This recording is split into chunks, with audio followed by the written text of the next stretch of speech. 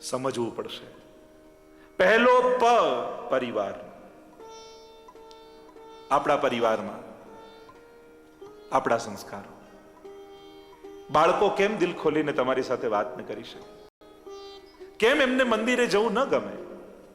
અને બીજી વાત, જો મંદિરે બધું અનુકૂળ જ વાત થાય એવું ન થાય, પણ ઘરે આવીને બાળકો બેઠા હોય ત્યારે મંદિરની કઈ વાત કરાય ને કઈ ન કરાય એની પણ સમજણ હોવી જોઈએ. જો બાળક તમને એમ પૂછે કે મમ્મી તમે 10 વર્ષથી મંદિરે જાઓ, તમારામાં તો ફેર પડ્યો નહીં, પછી હું મંદિર આવીને શું કરું? તો શું જવાબ તમારી પાસે?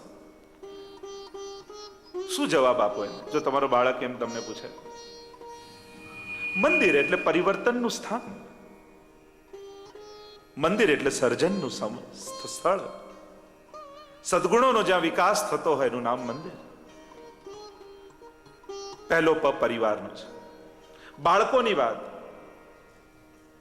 ઘરમાં રહેલા વડીલોની વાત. વડીલોને કહીશ, ન ગમે છતાંય કંઈ ઘરમાં ખોટું થતું હોય તો એકવાર કહેજો જરૂર. જે ઘરોમાં વડીલો દુખી હોય એ ઘરમાં આનંદ ક્યારે નથી આવતો. વડીલોને આદર આપતા શીખજો. મા બાપ તો ખરા, હું તો ત્યાં સુધી વાત કરી તમારા સાસુ સસરાને પણ સાચવો. અહીંયા તો નહીં, પણ આજે અમેરિકા કે જોવા જઈએ અને આજની પરિસ્થિતિમાં તો ઘણીવાર એમ જોવા મળે છે દીકરો કરતા દીકરી વધારે મા બાપને સાચવતી હોય છે. આજના સમાજમાં તમે જોવા જાઓ, અમે તો વિશ્વભરમાં ફરીએ છીએ, તો જમાઈઓ બેઠા હોય તો એમને એ કહીશ, જો એમની પત્નીના મા બાપને જો સહારો આપવાનો સમય આવે તો આપજો. આજના સમયમાં તો જ્યાં પણ સેવા મળે વિચારજો. પરિવાર સચવાવા જોઈએ. આ પહેલું પગથિયું સમાજનું. બાકી બધી વાતો આપણે કરવાના જ છીએ, પણ સ્વસ્થ સમાજ નહીં હોય ત્યાં સુધી આધ્યાત્મિકતાનું નિર્માણ નહીં થાય. શ્રેષ્ઠ પરિવારના નિર્માણ થવા જોઈએ. બીજો પ પરિશ્રમ નો પ. જીવનમાં પરિશ્રમ પ્રધાન બનજો, શ્રમ પ્રધાન બનજો. પરિશ્રમનું ફળ મળતું જ હોય છે. વસ્તુ નહીં મળે તો અનુભવ તો મળશે જ. સરળતામાં મળી જાય એવા લક્ષ્ય. એટલે એક મહાપુરુષે તો બહુ સુંદર વાત કરી કે જ્યારે પણ પ્રાર્થના કરો તો એટલી શ્રદ્ધાથી પ્રાર્થના કરજો કે મારો પુરુષાર્થ કોઈ કામ નથી આવવાનો, આ પ્રાર્થના જ કામ કરવાની છે. અને જ્યારે પુરુષાર્થ કરો ત્યારે એટલા શ્રદ્ધા સાથે પુરુષાર્થ કરજો કે પુરુષાર્થ જ કામ આવવાનો છે, પ્રાર્થના કોઈ કામ નથી આવવાનું. પરિશ્રમ પ્રધાન સમાજ બનવો જોઈએ. શ્રમ કરો. કલિયુગમાં બે વસ્તુ જતી રહી માણસ, શ્રમ શક્તિ અને સહન શક્તિ. આ બે વસ્તુ અણાઈ ગઈ છે. માણસને ઓછામાં ઓછી મહેનતે વધારેમાં વધારે મેળવી લેવું છે. પરિશ્રમ દ્વારા જીવનમાં પ્રસન્નતા પ્રગટ થશે. મહેનતથી મેળવવાની કોશિશ કરો, શોર્ટકટ ગોતવા ન જશો. પરિશ્રમ પ્રધાન સમાજ, સ્વસ્થ સમાજ એ પરિશ્રમ પ્રધાન હોય છે. આજે જે લોકો, જે દેશો ટોપ ઉપર છે દુનિયામાં, એ બધા પરિશ્રમ પ્રધાન છે. માણસ જ એક એવો છે જે પોતાના કામ માટે કોઈ કામવાળા રાખે છે. બાકી 84 લાખ યોનિઓમાં બીજી કોઈ એવી યોની નથી. તમે ક્યારે કોઈ હાથીને જોયો કે મારા માટે 2 માણસો રાખ્યા હોય? કોઈ સિંહને જોયો? ભલે હું વનનો રાજા છું, માણસ જ એક એવો છે. વાંધો નથી, સમાજની વ્યવસ્થા છે, કારણ કે બુદ્ધિ પ્રધાન છે, પણ પરિશ્રમ પ્રધાન બનજો તો જ પ્રસન્નતા પ્રગટ થશે. ત્રીજો પ પરોપકારનો પ. મોઢામાં કોળીઓ નાખતા પહેલા શું આપણને વિચાર આવે છે કે આપણા ગામમાં કોઈ વૈષ્ણવ ભૂખું સૂતું તો નથી ને? શું એ વિચાર આપણને ખરો? જીવનમાં પરોપકાર હોવો જોઈએ. લોકો તો માંગનારને 1 શિલિંગ પણ આપે ને એમાં તો કેટલી ફિલોસોફીની ચર્ચા થઈ જાય કે આ કંઈ ખોટી જગ્યાએ વાપરશે ને આનાથી તો આમ વધે છે ને ગરીબી વધે છે ને આમ વધે છે. પેલાને પૂછીએ કેમ? કે આ ખોટી જગ્યાએ વાપરશે. તો તમે ખોટી જગ્યાએ નથી વાપરતા? હા, એ પ્રમાણ આપી દો કે હા તમે કમાયેલો રૂપિયો તમે એક ખોટી જગ્યાએ નથી વાપરતા, તો પછી એની આગળ ચર્ચા કરજો. આપણે લાખો રૂપિયા ક્યાં ક્યાં વેડફીને આવીએ છીએ. અને પેલાને જયારે 10 શિલિંગ આપવાના હોય એમાં તો દુનિયાભરની ફિલોસોફી યાદ આવી જાય લોકો. તમારા 10 શિલિંગથી કઈ એનું થઈ જવાનું નથી. પણ એમાં લોકો ફિલોસોફર થઈ જાય. પરોપકારની વાત આવે, ભગવાનની વાત આવે ત્યારે સમાજ સેવા યાદ આવે લોકોને. ભગવાનનું નામ લેતા જ સમાજ સેવા યાદ આવે. પણ કરો ને સમાજ સેવા પણ, પ્રભુ સેવા પણ કરો. લોકો ક્લબોમાં જઈને લાખો રૂપિયા ખર્ચી આવે એનો વાંધો નહીં, પણ ભગવાન વિશેની વાત આવે ત્યારે બધા લોકોને સોશિયલ વર્ક યાદ આવે. તમે રોજ રસ્તેથી જતા હો અને એ રસ્તામાં કોઈ માઇક ચાલુ છે, પેલો માઇક શેનો અવાજ આવે છે?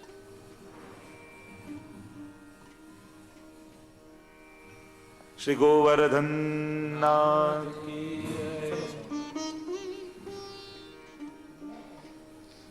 શ્યામ સુંદર શ્રી યમને મહારાણી કી જય.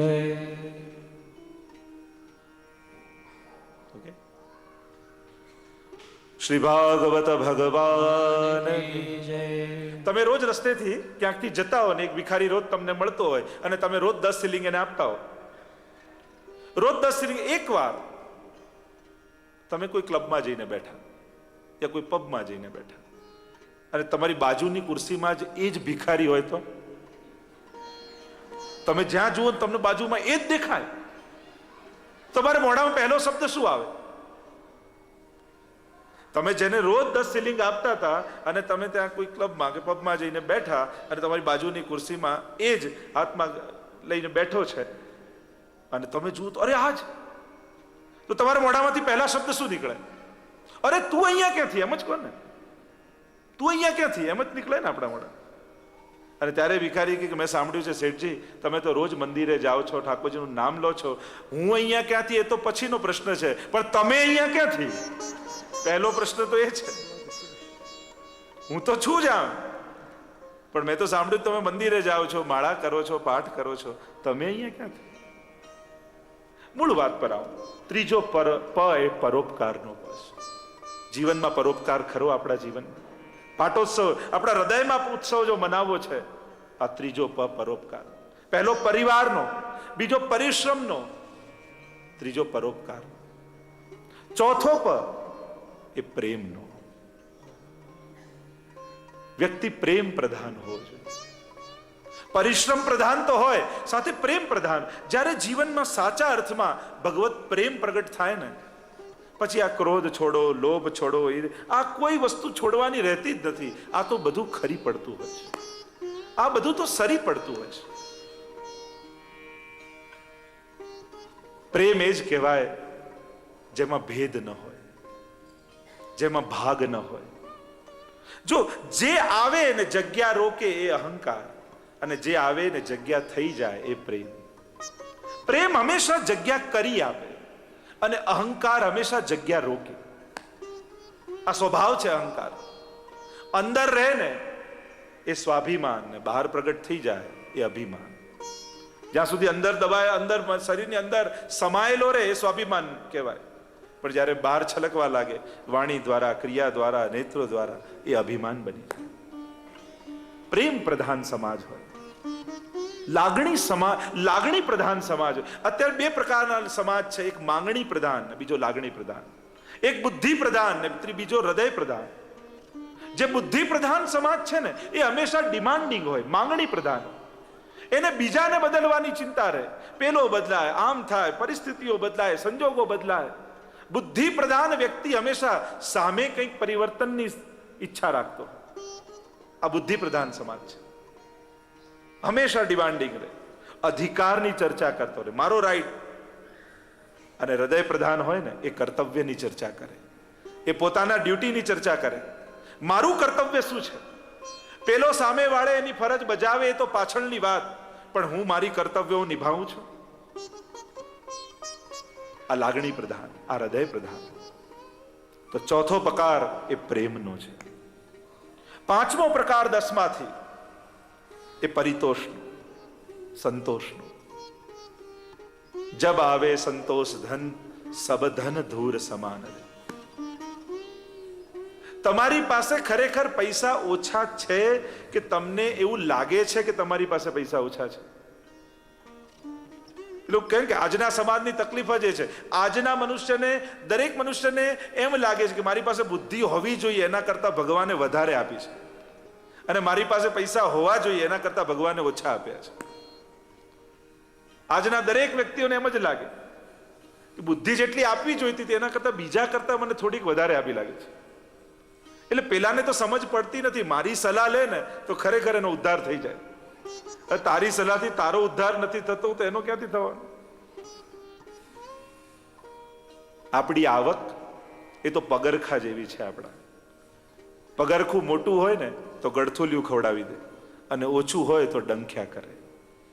આ માણસની આવક એવી જ છે, પગરખા જેવી. જો વધી જાય જરૂરિયાત કરતા તો ક્યારે ગબડાવી દે એ ખબર ન પડે.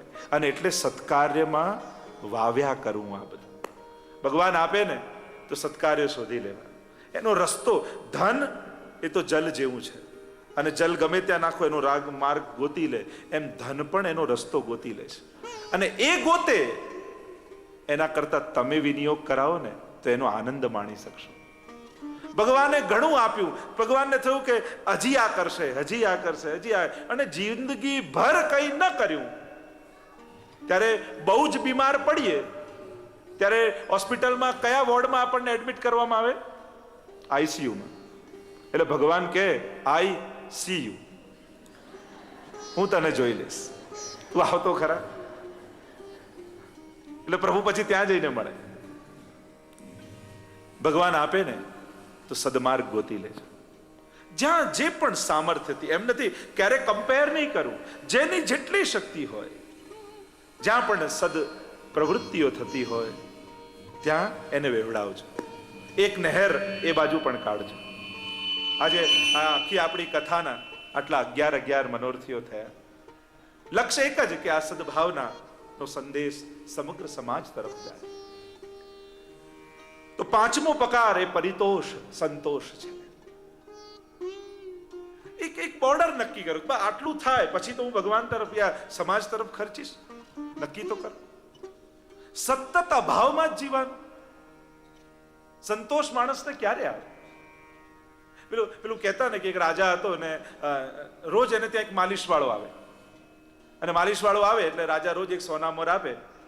સામે જ એનું ઝૂંપડું મહેલની, એટલે સોનામોર મળે એટલે બધા મિત્રોને બોલાવે, ચિત પરિચિતને બોલાવે, અને મોટી ઉજાણી કરે રાતના, અને ખૂબ આનંદ કરે, નાચે ગાય. અને રાજા રોજ અટારી પર ઊભો જુએ કે આને એક સોનામોર આપું છું તો કેટલો ઉત્સવ કરે છે, અને મારી પાસે આટલું બધું છે છતાંય હું દુખી. આવું કે રાજાને પેલા માલિશ વાળાની ઈર્ષા થઈ. પોતાના પ્રધાનને બોલાવ્યો ને કહ્યું કે મારાથી આનું સુખ જોવાતું.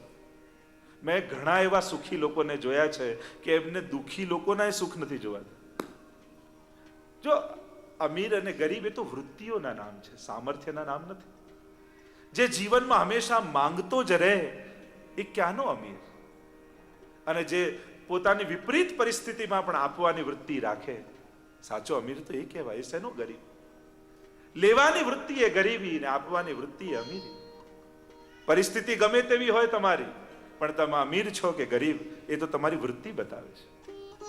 અને રાજાએ પ્રધાનને કહ્યું કે કંઈ પણ કર ને પેલાને દુખી કર, મારાથી જોવાતું નથી. આટલું બધું સુખ એના જીવનમાં ક્યાંથી? પ્રધાને કહ્યું કે મહારાજ આપ ચિંતા ન કરો, કાલ પછી ત્યાં ઉત્સવ નહીં થાય. પણ એવું તો શું કરીશ એ તમે જોતા રહો મહારાજ. 99 રૂપિયા થેલીમાં ભર્યા, અને 99 રૂપિયાની થેલી એના ઘરના આંગણાની બહાર મૂકી દીધી. સવારે ઉઠ્યો ને જ્યાં દરવાજો ખોલ્યો અને થેલી પગમાં અથડાઈ, અંદર આવ્યો અને ગણ્યા 99, અને થયું કે આજનો 1 રૂપિયો બચાવી લઉં તો 100 થઈ જાય. અને એ દિવસે આપે રૂપિયો આપ્યો, અને એને કઈ ઉત્સવ ન કર્યા, બચાવી લીધા. અને એના મનમાં વિચાર આવ્યો, અરે આ રીતે 100 થઈ ગયા તો રોજ એક બચાવું તો 1000 થઈ જાય. અને કહ્યું મહારાજ હવે આના ઘરમાં ક્યારે ઉત્સવ નહીં થાય, કારણ કે આ વૃત્તિમાંથી જે બહાર નહીં આવે. કારણ કે આપણા જીવનમાં એવું તો નથી ને, કોઈ 99 રૂપિયાની પોટલી મૂકી તો નથી ગયું. એ એક ભેગું કરવામાં જિંદગીભરનો આનંદ તો નથી ગુમાવી લેતા. એક વસ્તુ યાદ રાખજો, પૈસા તો પાછા આવી જશે, પણ આ ક્ષણો પાછી નહીં આવે, આ સમય પાછો નહીં આવે. અને સમય ગુમાવી દો છો ને તમે, તક ગુમાવી દો છો ને, તો બહુ મોટું નુકસાન કરી બેસો છો. સમય પાછો નથી આવતો. જે આનંદ લીધો એ લીધો, એ સમય પાછો નથી આવતો. તો પાંચમો પકાર એ પરિતોષ છે, સંતોષ છે. છઠ્ઠો પકાર એ પવિત્રતા છે. જીવનમાં પવિત્રતા બનાવી રાખજો. અને પવિત્રતા એટલે કેવલ હાથ ધોવાની વાત નથી કરતો, કાયિક, વાચિક અને માનસિક પવિત્રતા. કલયુગનું સૌથી મોટું કોઈ દૂષણ થયું છે ને, આજે લોકોના મન બગડેલા છે, વિચારોમાં દૂષણ આવી ગયું છે. પ્રદૂષણ કેવલ વાતાવરણનું નથી, પ્રદૂષણ વિચારોનું પણ છે. હાથ ધોઈએ, પવિત્રતા રાખીએ, કાયિક પવિત્રતા બરાબર છે. વાચિક પવિત્રતા, મનથી નક્કી કરો કે મારી વાણીમાં પવિત્રતા રાખીશ. અને માનસિક પવિત્રતા, મારું મન પવિત્ર રહે. શું ક્યારેક તમને રાતના સુતા સુતા એવો વિચાર આવે ખરો કે મારા મનમાં કેમ આવા દુર્વિચારો આવે છે, મારું મન કેમ પવિત્ર થતું નથી? ચલો, એવો કયો છેલ્લો સમય કે કોઈનું દુઃખ જોઈને તમે રડ્યા હો? છેલ્લા કેટલા દિવસો પહેલા? યા ચલો, એવો કયો દિવસ, કેટલો સમય થયો તમારા જીવનમાં કે તમને તમારા દોષો યાદ આવ્યા હોય, પાપ યાદ આવ્યા હોય અને તમારી આંખ ભરાઈ આવી? છેલ્લો કેટલો સમય? 1 વર્ષ, 2 વર્ષ? એ સ્થિતિ થઈ હોય એવી કોઈ કે નહીં? ચલો, એવો કયો સમય કે તમે ક્યારે ઠાકોરજી આગળ ઊભા હોય ને એવું માંગ્યું હોય કે પ્રભુ તે મને ઘણું આપ્યું, હવે જેને નથી એને આપ? એવું ક્યારેક તમે ઠાકોરજી આગળ બોલ્યા કે હંમેશા માંગતા જ રહેવાનું? ઘણા કે ભગવાન પાસે માંગવાનું જ ના હોય તો પછી જઈને કરવાનું શું? હંમેશા યાચક જ બનેલા રહેવાનું. ક્યારે આમ માલિક બનીને, આમ સ્વામી બનીને જશો, આમ શેઠ બનીને જશો, રાજા બનીને? કારણ કે એ તો રાજાધિરાજ છે ને ભગવાન. અને રાજાના મહેલમાં જવું હોય તો કોઈ ભિખારીને ન પ્રવેશ મળે, એ તો રાજાને જ પ્રવેશ મળે. એમ પરોપકાર વૃત્તિ લઈને ગયા. એક ભિખારીને આપ માંગવા આવ્યો ને આપણે કાંચ ચડાવી દઈએ, અને આપણે મંદિરમાં ભગવાન પાસે માંગવા જઈએ ને એ કાંચ ચડાવી દેતો. ફરક કેટલો હોય છે મંદિરમાં કે બહાર માંગનારો લોકો પાસે માંગે છે અને શેઠજી મંદિરની અંદર આવીને માંગે છે. ફરક તો એટલો જ ને.